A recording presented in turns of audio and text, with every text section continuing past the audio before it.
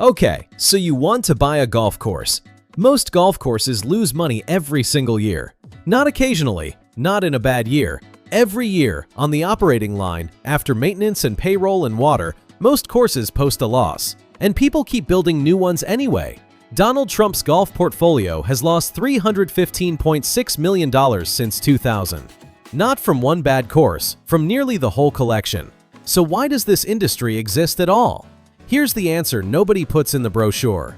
The golf course isn't the product. The course is bait. It exists to make the land around it more valuable, and somebody else collects that value while the course itself bleeds for decades. Keep that in mind, because every number in this video traces back to it. Let's talk about what you're actually buying. Tier 1, the cheap entry. A basic 9-hole municipal course costs somewhere between $800,000 and $3.2 million to build from scratch. Or you skip construction entirely and buy a distressed course out of bankruptcy, which is exactly what Trump did with Doral in Miami. He picked it up at a bankruptcy auction in 2012 for $150 million, a steep discount on what it had once been worth. Tier 2, the real thing. A full 18-hole course built properly runs $5 million to $10 million, covering land, construction, irrigation, and the maintenance budget you'll need just to open the doors. Tier 3, destination golf. Think Bandon Dunes on the Oregon coast, a resort built around multiple championship-caliber courses, designed by a name-brand architect like Tom Doak, valued north of $300 million once it's running. We'll come back to that one. And here's the cost nobody warns you about going in. Each individual hole costs somewhere between $110,000 and $390,000 just to construct. Then, every year after that, you're paying to maintain it. An average of $44,444 per hole per year nationwide. Multiply that by 18 and you're at roughly $800,000 to $1 million a year just to keep the grass the right shade of green before a single golfer pays you a dime. Now, the rules of the game, because golf has more red tape than people assume. Water is the real regulator of this business. In the Southwest, Arizona, Nevada, parts of California, irrigation alone can push your annual maintenance budget to $1.5 million, and $900,000 of that is just labor to manage it.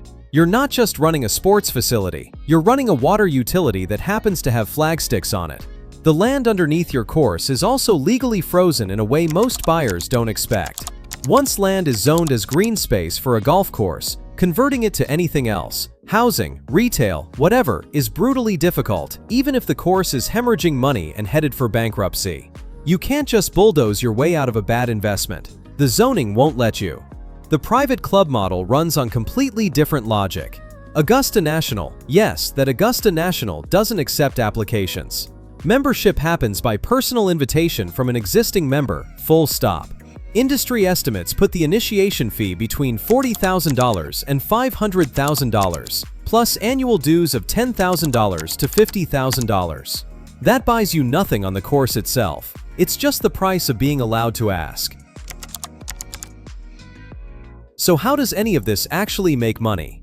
The fundamental unit of golf course revenue is the tee time, and a tee time is a perishable good. If the 9 a.m. slot doesn't sell, it's gone forever. No storing it, no selling it tomorrow.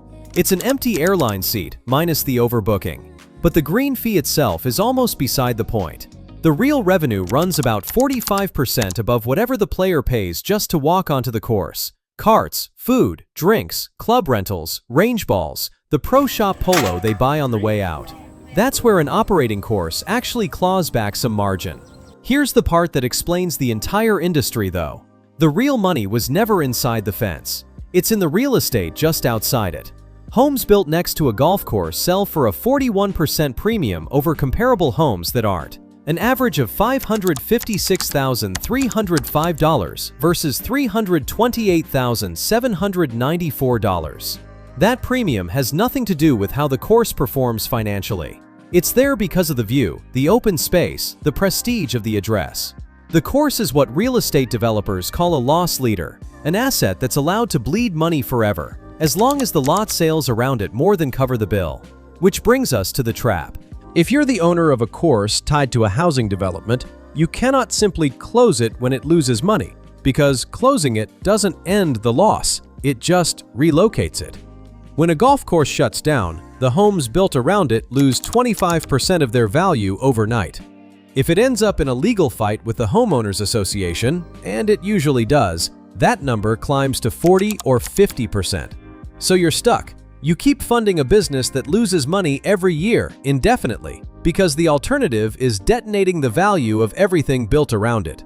Zoom out, and the entire industry has been shrinking under this pressure for 2 decades. 2006 was the first year that more golf courses closed in America than opened. Since then, the country has lost a cumulative 13% of its golf course supply, land that's simply worth more as anything other than a golf course. The good news, if you can call it that, 2024 saw the fewest closures since 2004, only about 90 courses nationwide, less than 0.5% of total supply. The bleeding has mostly stopped. It hasn't reversed. Now, the cases, because this industry has produced both the most expensive failure in modern golf and the most unlikely success story. The failure is Donald Trump. He bought Doral for $150 million in 2012 and has lost $162.3 million on it in the years since, with a $125 million mortgage now looming on the property. His 3 courses in the UK and Ireland, Turnberry, Trump International Scotland, and Trump International Ireland, have lost another $63.6 million combined. Add it all up across his entire golf portfolio since 2000, and the number is $315.6 million. Lost. Not invested. Lost. The success is Mike Keiser. He made his fortune selling recycled paper greeting cards, then sold that company for roughly $250 million and poured the money into a remote, wind-battered stretch of the Oregon coastline that most golf executives thought was insane. No luxury homes, no country club, no real estate angle at all, just golf in the middle of nowhere. His own words, he prayed he'd break even at 12,000 rounds a year. The course did 23,000 in its first year. Today, Bandon Dunes generates roughly $125 million in annual revenue, nets more than $31 million in profit, carries a resort valuation around $350 million, and has an 18-month waiting list to get a tee time. And then there's the outlier that breaks the model entirely, Augusta National. It charges a modest initiation fee relative to its prestige, and it doesn't really make its money from golf at all. It makes money from owning the Masters, from broadcast rights, from sponsorship deals, and from controlling access to something almost nobody else can get. It's an asset that's effectively impossible to value, because it's an asset that's effectively impossible to buy. So let's run the numbers 2 ways. Optimistic scenario. You build a mid-tier course for $7 million and pair it with 200 residential lots sold at that 41% premium, roughly $227,000 in extra value per lot, or $45.4 million in additional profit. The course might break even or run a small loss, and it doesn't matter because the land sales already covered it.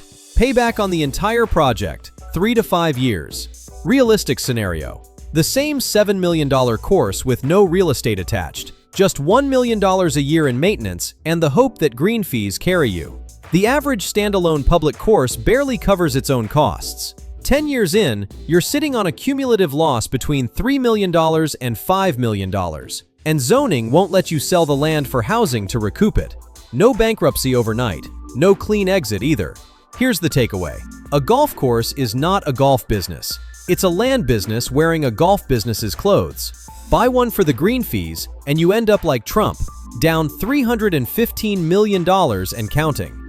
Buy the land around one and sell houses, and you make money the same way any developer in this market does. And if you control absolute scarcity and the media rights, the way Augusta does, you don't need the green fees or the houses at all. You just need a waiting list of people who want in. The S&P 500 returns about 10% a year. No $900,000 irrigation bill, no zoning board standing between you and an exit, no wait list to manage, but also no neighbor's home value quietly funding your losses every single year.